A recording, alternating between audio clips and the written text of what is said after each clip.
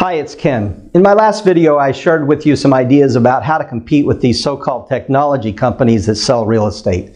I mentioned Redfin as one of those, but I'd like to spend a few minutes today specifically on Redfin because they don't fit neatly into any category.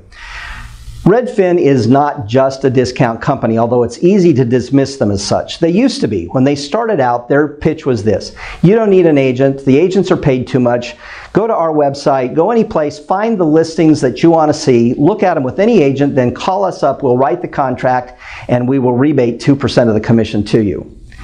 Now, as they've grown in market share among buyers, that discount has shrunk from 2% to 1.5% to 1%, and now it's down to around 1/3 of 1% that they actually rebate back to the buyers, and only in certain price ranges.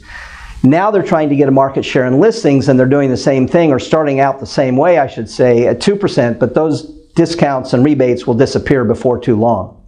The thing about Redfin is that they operate really more like a team than they do a brokerage. There are agents, each agent has a separate function. So you have a lead agent that writes the contracts and negotiates the contracts. Then you have a transaction agent who sees all of the paperwork through to conclusion and sets appointments and so forth. Then you have what they call field agents that actually show the houses, let people into houses, and run around lock boxes and things like that. Those folks are paid about $25 an hour.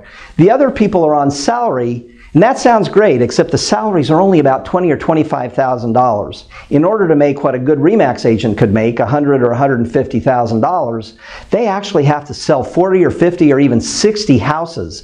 That leaves them very little time to pay any personal attention to an individual agent. And that's how you win over Redfin on listing and buyer appointments.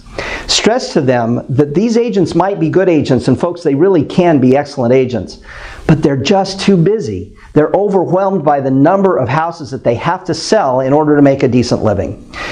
Tell your buyer, tell your seller that that's not you, that you have to do a great job, and that you will do a great job, and that you'll be there by them personally every step of the way. It's important to you because you rely not on a website to bring you new business, not on technology to bring you new business, but from referrals from satisfied clients like them. So that's the way that you move with there. But don't forget too that you also have to have a command of all of the technology that we have offered.